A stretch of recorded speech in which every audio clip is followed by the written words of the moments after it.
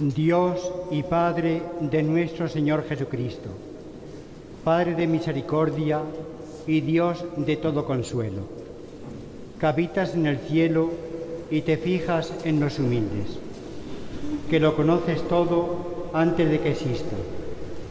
Tú estableciste normas en tu Iglesia con tu palabra bienhechora. Desde el principio tú predestinaste un linaje justo de Abraham. Nombraste príncipes y sacerdotes y no dejaste sin ministros tu santuario. Desde el principio del mundo te agrada ser glorificado por tus elegidos. Infunde ahora sobre este tu elegido la fuerza que de ti procede, el espíritu de gobierno que diste a tu amado Hijo Jesucristo, y Él a su vez comunicó a los santos apóstoles, quienes establecieron la Iglesia como santuario tuyo en cada lugar, para gloria y alabanza incesante de tu nombre. Padre Santo, tú que conoces los corazones, concede a este servidor tuyo, a quien elegiste para el episcopado, que sea un buen pastor de tu santa grey, y ejercite ante ti el sumo sacerdocio, sirviéndote sin tacha día y noche, que atraiga tu favor sobre tu pueblo y ofrezca los dones de tu santa Iglesia, que por la fuerza del Espíritu, que recibe como sumo sacerdote y según tu mandato, tenga el poder de perdonar pecados, que distribuya los ministerios y los oficios según tu voluntad, y desate todo vínculo conforme al poder que diste a los apóstoles, que por la mansedumbre y la pureza de corazón te sea grata su vida, como sacrificio de suave olor, por medio de tu Hijo Jesucristo, por quien recibes la gloria, el poder y el honor, con el Espíritu en la Santa Iglesia, ahora y por los siglos de los siglos.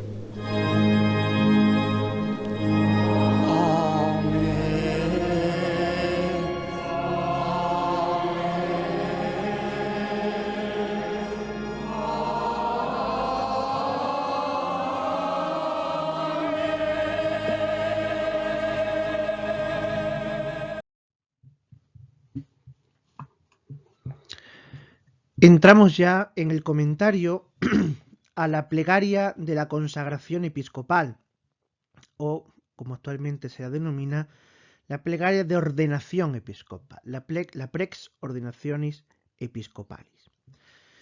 Vamos a ir haciendo un comentario de la misma. Esta plegaria de ordenación está estructurada pues a la manera clásica de la eucología, de las plegarias de consagración romana. Una invocación, una anamnesis, una epíclesis, una aitesis y una doxología. Según vaya transcurriendo la plegaria, vamos a ir pues comentando un poquito cada una de estas partes que significan. Decir que esta plegaria de ordenación episcopal es una de las novedades tras la reforma del Concilio Vaticano II.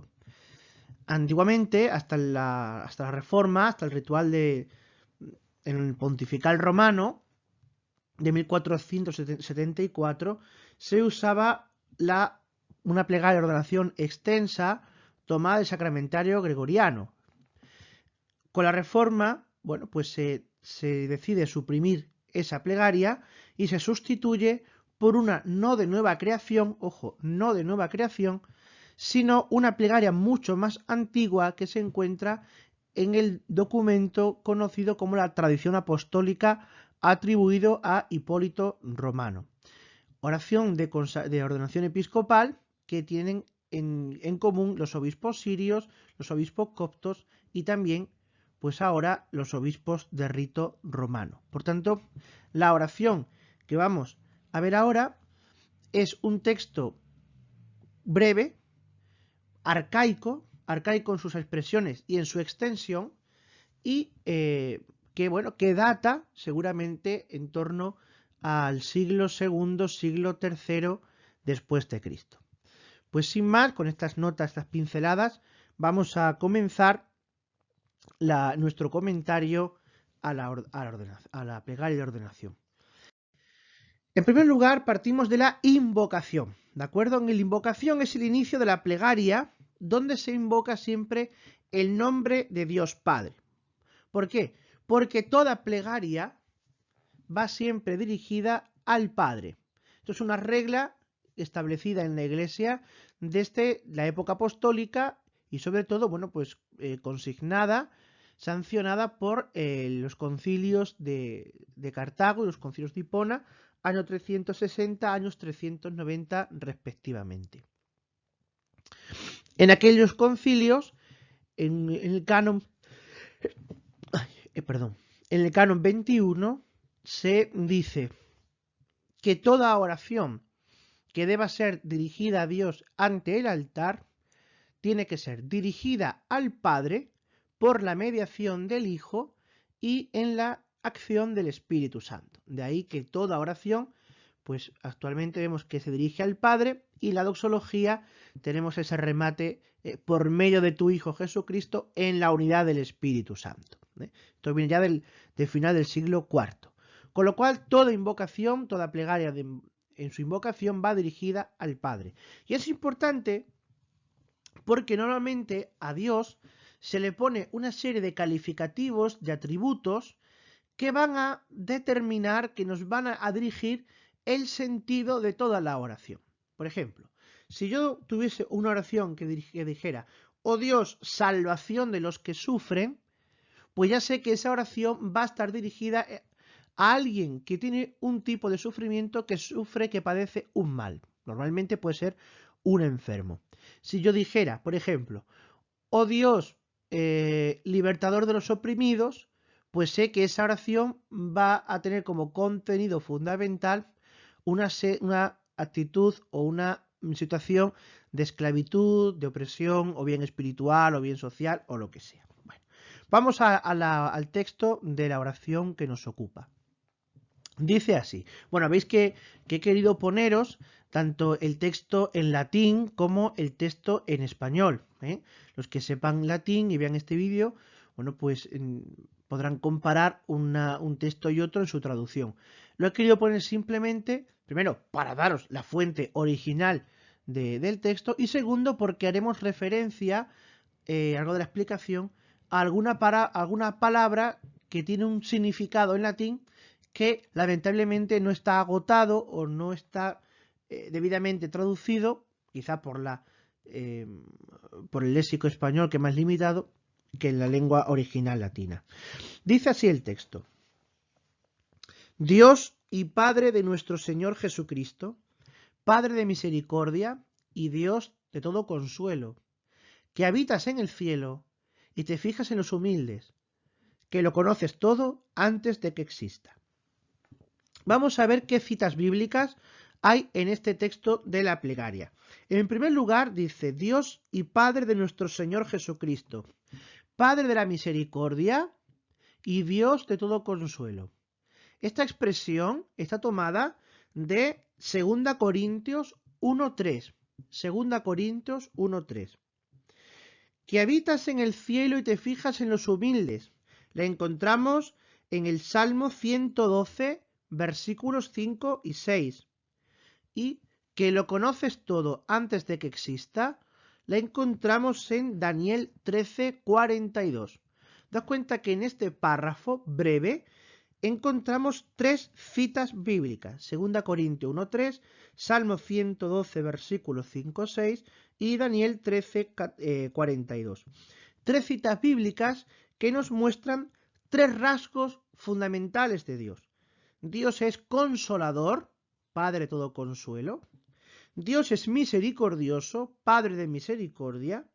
Y Dios es omnisciente. Te fijas en los humildes, bueno, se vendría con la consuelo. Dios es omnisciente, conoces todo antes de que exista.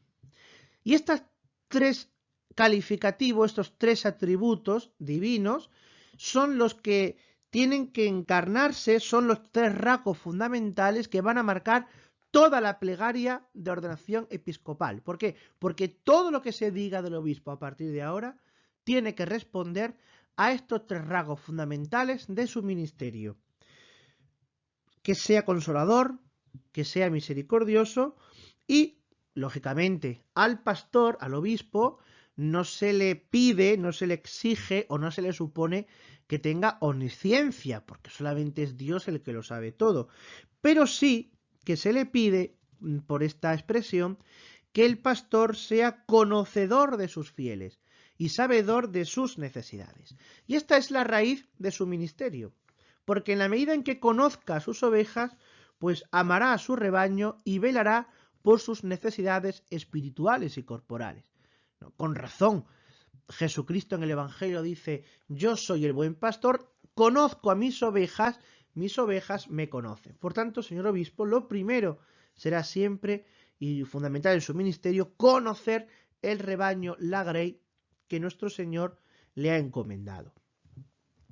Pasamos a el segundo elemento de la plegaria de ordenación, que es la anamnesis. Anamnesis es una palabra griega que significa recordar desde arriba, hacer memoria, ¿no? Es decir, tener un recuerdo histórico del pasado. En esta sección, la plegaria suele hacer memoria de hechos del pasado en la historia de la salvación que anuncian la realidad cristiana que se va a cumplir ahora en el presente continuo de Dios, en el presente de la Iglesia.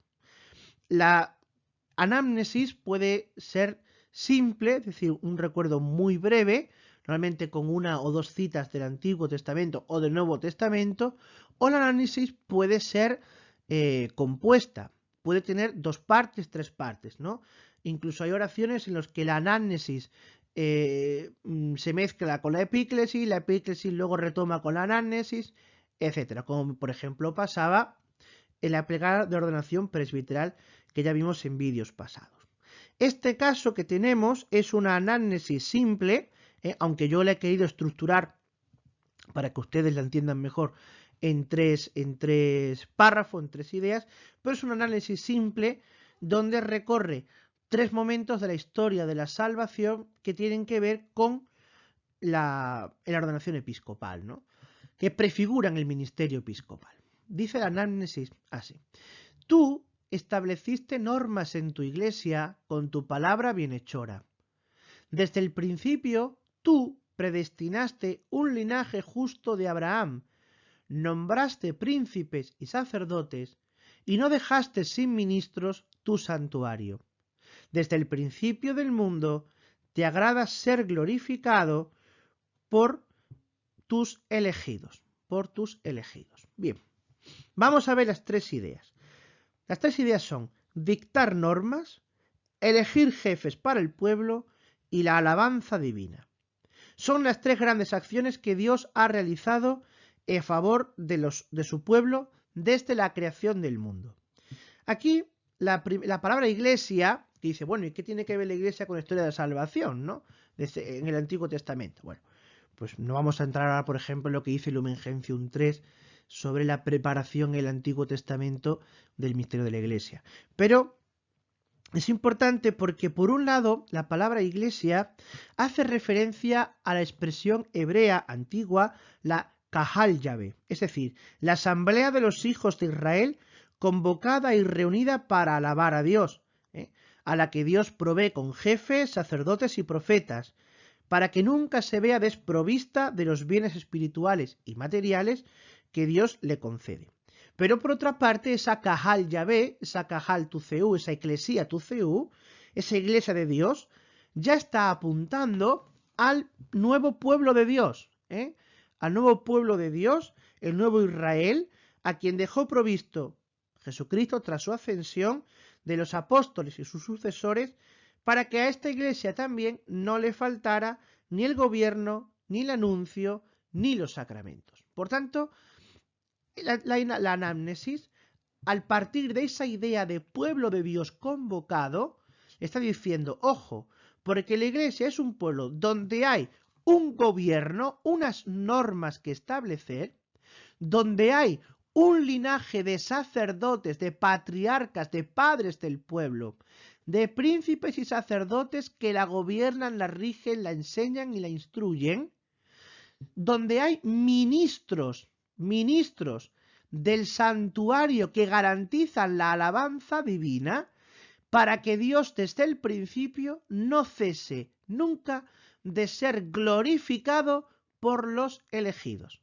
Y estos son tres rasgos que desde el Antiguo Testamento apuntan al ministerio episcopal: gobierno de la Iglesia, jefes del pueblo y cultores, promotores del culto y de la alabanza divina, en este caso en la Iglesia, bueno, en la diócesis que se les ha encomendado. Vamos a dar un paso más en la plegaria. Entramos en el corazón, en el núcleo, en lo fundamental que no puede faltar de la plegaria de consagración, y es la epíclesis. Entendemos por epíclesis, literalmente es epikaleo en griego. Epíclesis es la invocación del Espíritu Santo. En esta sección, normalmente en las plegarias, siempre viene precedida o introducida, por verbos como infunde, envía, mira ahora, manda, etc. ¿Veis? En este caso tenemos estos dos verbos: infunde ahora. Infunde ahora sobre este tu elegido la fuerza que de ti procede, el espíritu de gobierno que diste a tu Hijo Jesucristo, y él a su vez comunicó a los santos apóstoles, quienes establecieron la Iglesia como santuario tuyo en cada lugar, para gloria y alabanza incesante de tu nombre. En latín, ¿veis? El et nunc effunde. Nunc effunde. Esta estructura es propiamente epicléctica en el rito romano y significa literalmente infunde ahora. También infunde ahora. Bueno, en la traducción española no se ha omitido este et. Este et que precede a la sección anterior no se debe traducir por i, aunque literalmente es verdad que normalmente en latín el et, como por ejemplo pasa en francés, lo usamos por la cópula y griega, ¿no? Y tal cosa. Bueno, aquí no. Aquí la traducción correcta de este et debe ser la expresión también. ¿Por qué? Porque no solamente une copulativamente a la anamnesis, como si fuese una estructura sin más, como si fuesen hechos aislados que se unen por cópula, por conjunción copulativa, sino que dice: ojo, porque tú, Señor, hiciste esto, esto y esto en el pasado. También ahora, es decir, en continuidad con el pasado, con la historia de la salvación, también ahora infunde sobre este tu elegido la fuerza que de ti procede. ¿Y cuál es la fuerza? ¿Quién es la fuerza que procede de Dios? Bueno, la fuerza que procede de Dios no es otra que el Espíritu Santo, pero que en este caso no es un espíritu, digamos, como se puede pedir a lo mejor en cualquier otra plegaria de consagración, ¿no? Sino que aquí lo que se pide es: infunde el espíritu de gobierno, porque lo que tiene que hacer el obispo en su diócesis fundamentalmente es gobernar. Él es un cargo de gobierno. Aquí la plegaria romana se centra en el ministerio del gobierno, en el munus regendi de la Iglesia. La Iglesia, en este momento de la epíclesis, es pronunciada, o si levanta su voz, mediante todos los obispos asistentes. En este momento son todos los obispos los que, a una con el celebrante principal, dicen, recitan esta epíclesis sobre el elegido. Todos los obispos que están allí levantan la mano y recitan con el celebrante la epíclesis. Es verdad que no puede, no en voz alta, que se le que se apague la voz del celebrante, ¿no? Pero sí, con este gesto epicléptico se unen en ese momento a la oración del celebrante. Como hemos visto en el vídeo anterior, en este momento, sobre la cabeza del candidato que está siendo ordenado obispo de rodillas ante el consagrante principal, flotan, vuelan los santos evangelios sostenidos por los dos diáconos.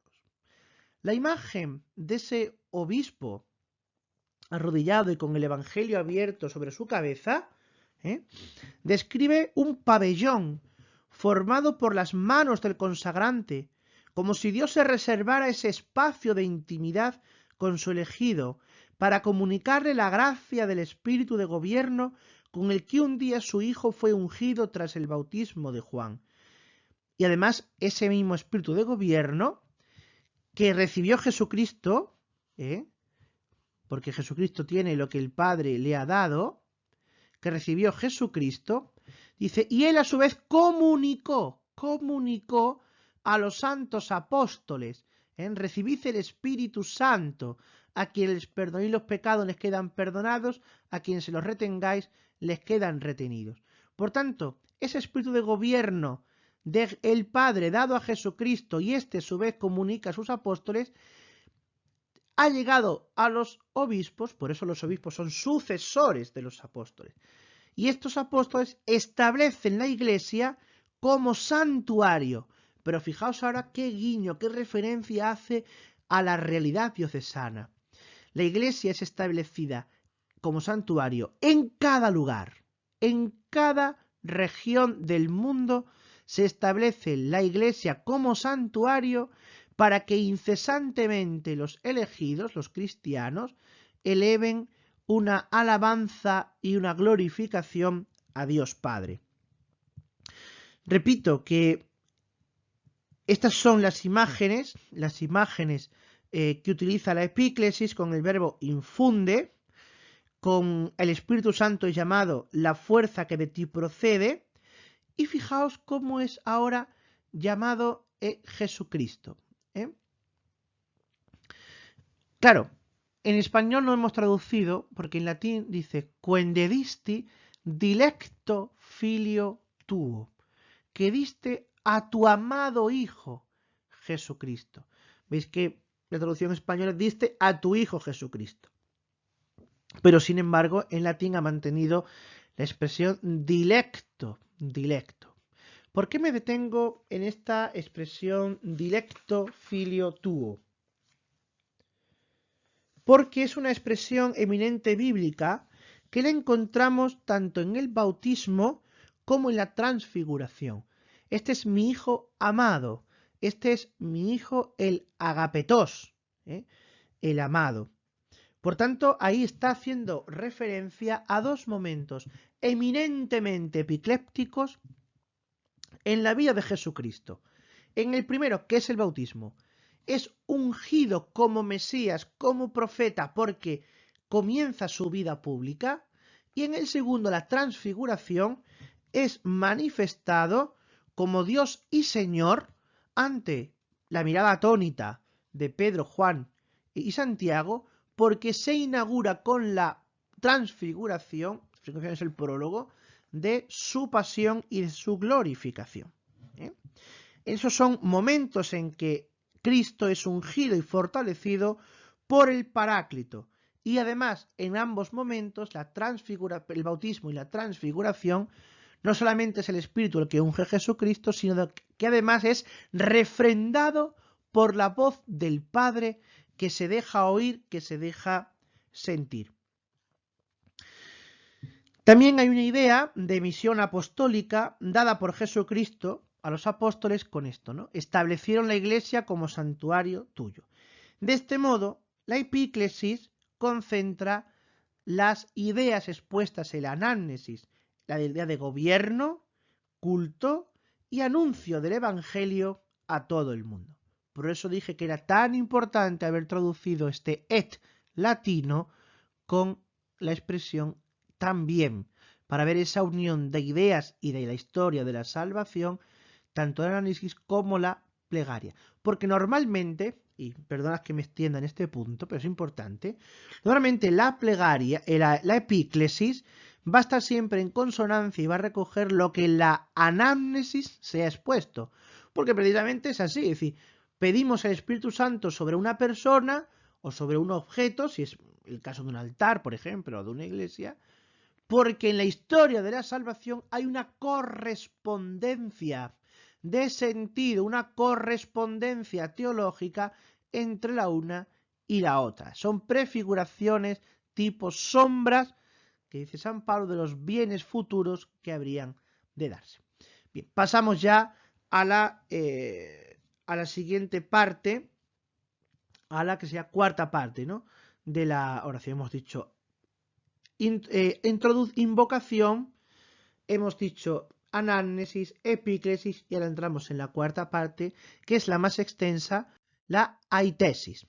Aitesis es una palabra griega que significa petición o peticiones, ¿vale? Es el momento en que tras la epíclesis que hemos hecho sobre este candidato, ahora, digamos, desarrollamos la epíclesis, concretamos la epíclesis del Espíritu Santo en intenciones, en gracias especiales y particulares para el candidato a obispo que se está ordenando en ese momento y que, si se toman en cuenta, pues son realmente un verdadero programa de vida para el nuevo obispo.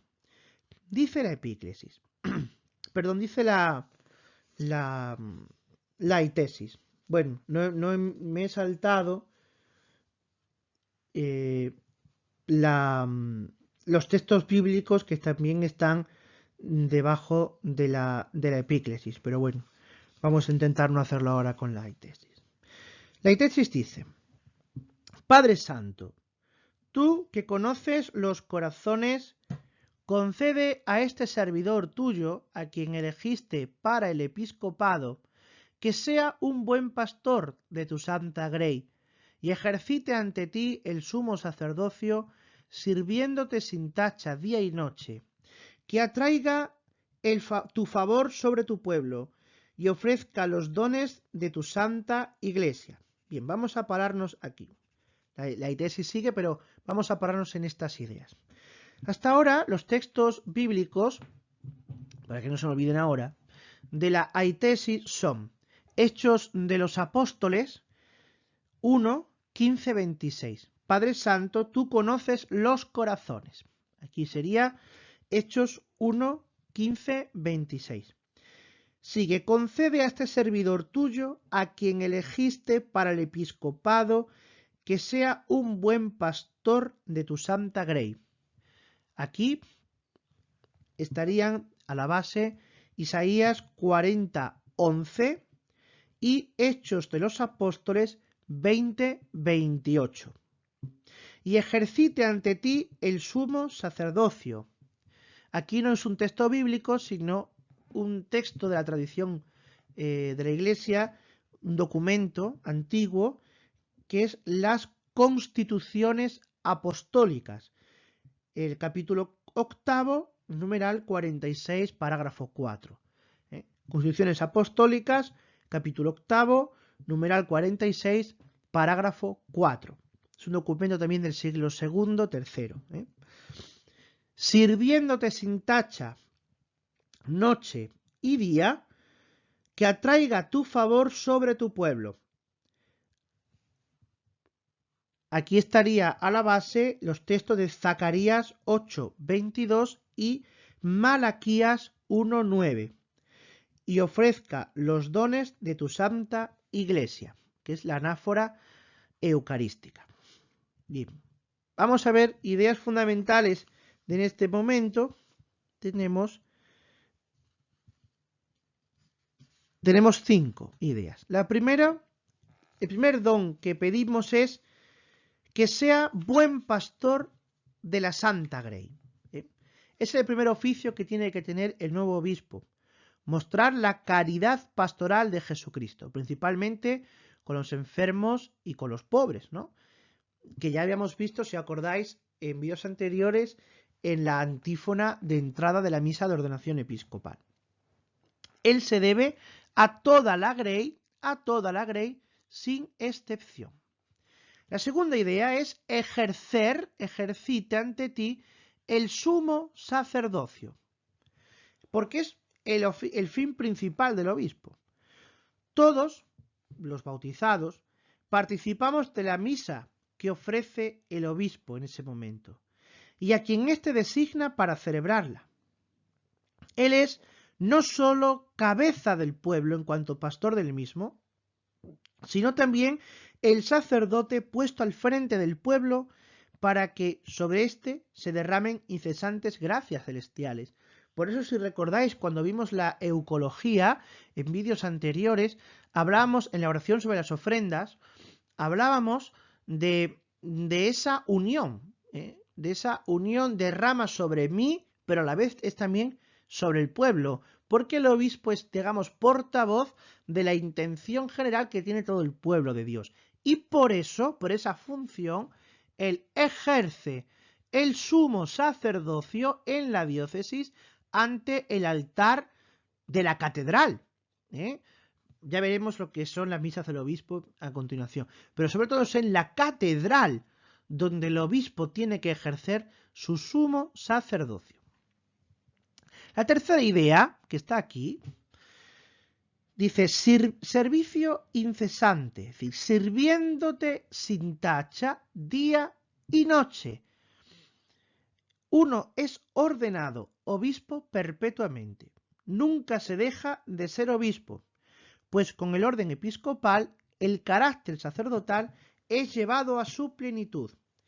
Y además este servicio debe ser puro y sin tacha, como aquella ofrenda que realizaría en todas partes, según la profecía de Malaquías 1:11. En todas partes, hacia el oriente al occidente, se ofrecerá en mi honor una ofrenda sin tacha, una ofrenda pura y sin tacha.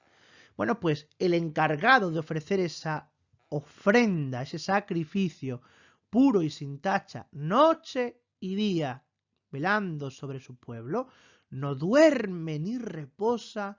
El guardián de Israel, que dice el Salmo 120, es el obispo, se cumple en el ministerio episcopal.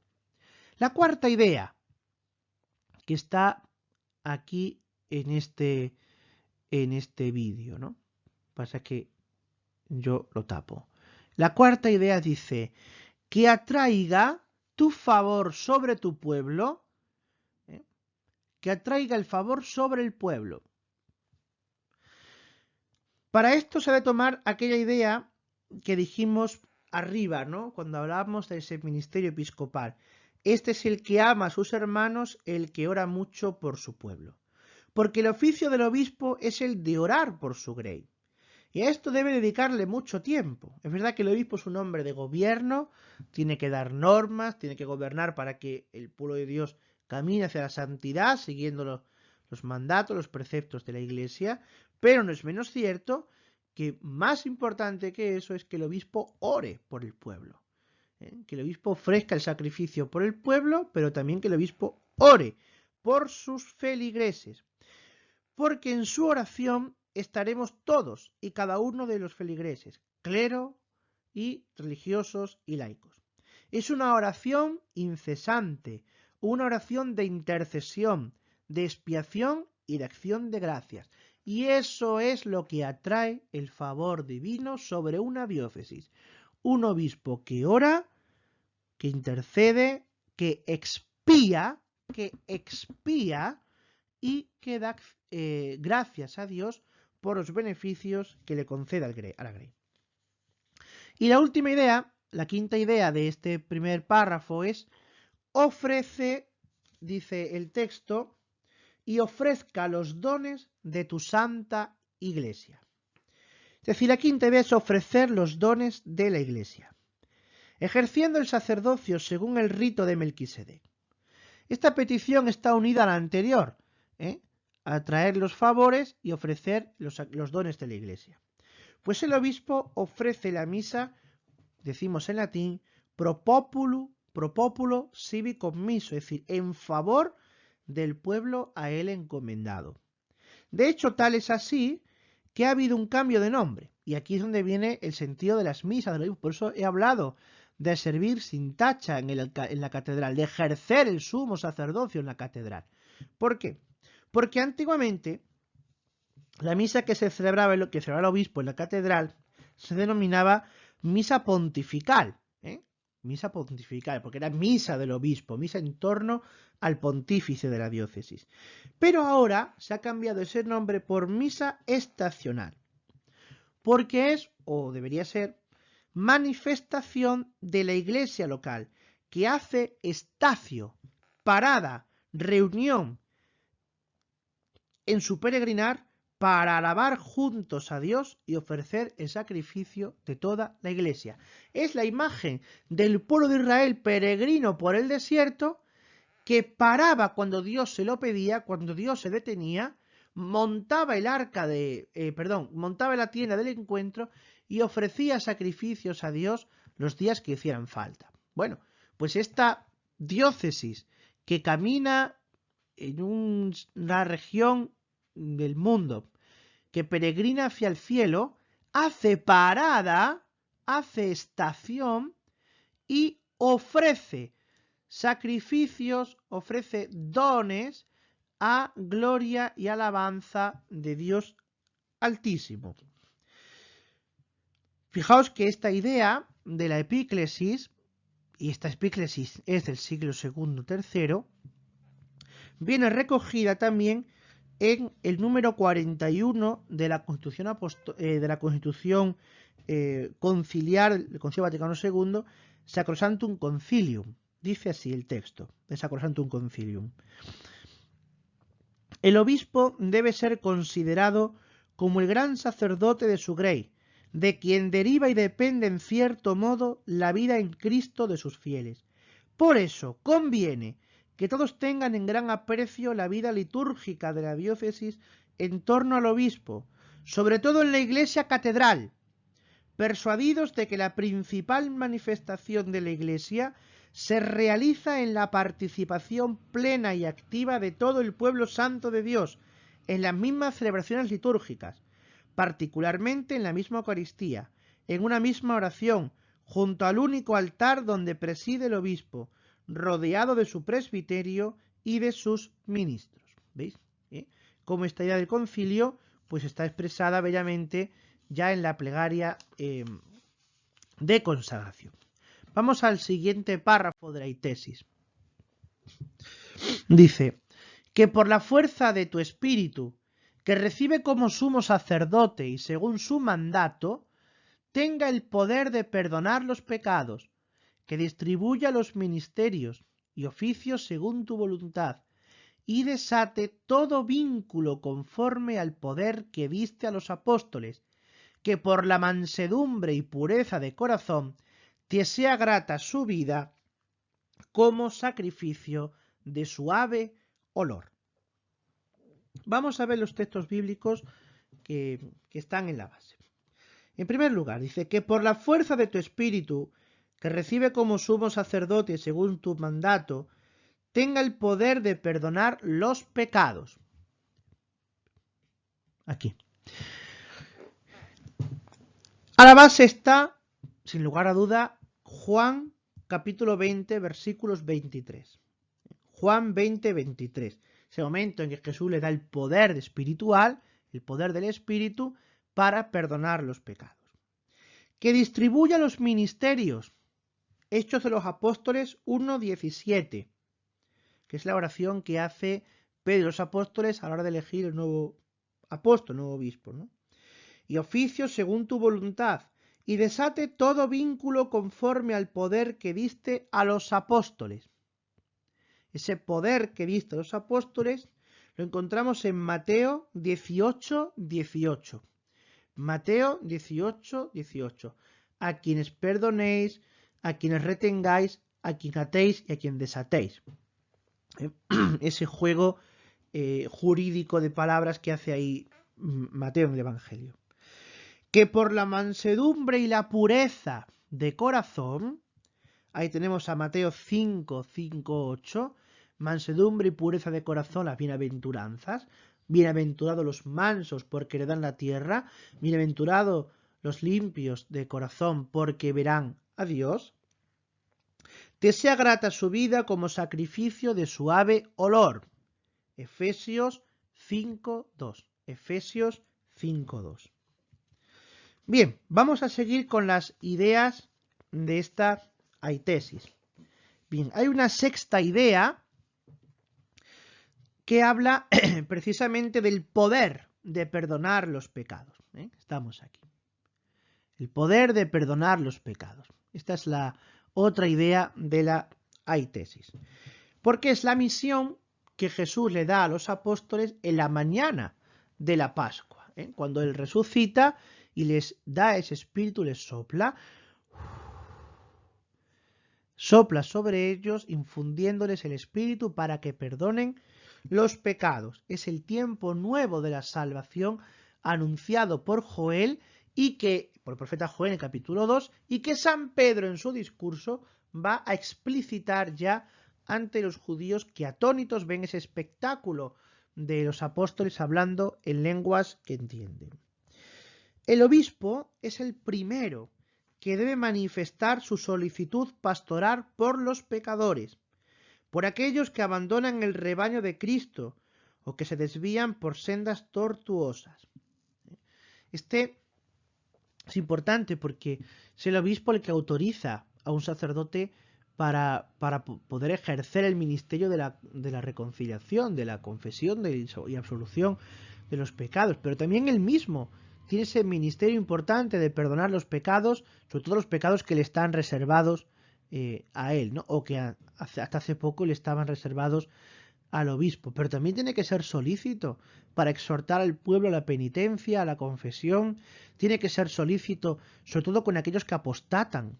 Al obispo le tiene que doler la apostasía de sus feligreses, los que hacen esa renuncia formal de la iglesia. También el nuevo obispo debe ser el primer ministro de la misericordia de Dios, el Ministerium Reconciliationis. Y él debe procurar tanto que sus colaboradores inmediatos se confiesen y administren el sacramento de la reconciliación. Tiene que cuidar también que primero que él mismo se confiese, lógicamente, con periodicidad, pero también que sus presbíteros, que sus diáconos, sus colaboradores, cuiden este sacramento confesándose y administrando el sacramento de la reconciliación, ¿no? Y también que los feligreses, como ya dije, pues acudan a este sacramento, lo valoren y lo propaguen, ¿no? Hagan apostolado de la confesión. La siguiente idea, la séptima idea, es distribuir los ministerios. Dice, distribuya los ministerios y oficios. Ministerios y oficios. Esta idea es importante. ¿Por qué? Porque el episcopado, como ya dijimos cuando empezamos a hablar del sacramento del orden, es el ministerio fontal, la fuente del resto de la ministerialidad de la Iglesia. Todos los ministerios de la Iglesia, bien sean ministerios ordenados o ministerios instituidos, dependen de él. Él es quien ordena presbíteros y diáconos. Él es quien instituye acólitos y lectores. Él es quien bendice en la profesión religiosa, quien nombra jueces, quien nombra profesores y quien también nombra exorcistas que en su nombre pues luchen ya directamente, frontalmente contra Satanás. La siguiente idea. Desate todo vínculo conforme al poder que diste a los apóstoles. Es decir, desatar todo vínculo adquirido. Como dijimos en el punto sexto, es un mandato del Señor dado a Pedro y de este también a los demás apóstoles más obispos. Es el poder de las llaves para liberar a los hombres del pecado y de sus consecuencias. Es decir, el obispo también tiene ese vínculo jurídico de declarar, de poner en entredicho, de establecer una cesura, etcétera, ¿no? Y lo último, que tenga una vida grata como sacrificio de suave olor. Para ello necesita la mansedumbre y la pureza de corazón. es la fragancia del incienso que se quema al ser entregado al carbón en el oficio divino. El olor suave del obispo deviene de su entrega generosa al servicio de Dios y de su grey. Una vida gastada como si el obispo fuese la lámpara del sagrario, ¿no? Esa lámpara que en la intimidad y en el silencio del templo tiene siempre la misión de recordarnos que Dios está vivo. Deus sic, Dios está aquí. Así debe ser la vida del nuevo obispo, gastarse y desgastarse con pureza, con mansedumbre, en recordar a su pueblo que Dios sigue vivo y presente, actuando en medio de ellos, que es un Dios que camina en medio de su pueblo y que pastorea por medio de ese nuevo pastor, ¿no? Esa es la plegaria del obispo. Señor, apacienta tú mi corazón para que yo pueda apacentar el corazón de tus fieles. Pues esas son las ideas fundamentales que podemos extraer de la aitesis de esta plegaria. Y ya por último, la doxología, es la quinta parte. La doxología, literalmente en griego, significa glorificación, glorificación.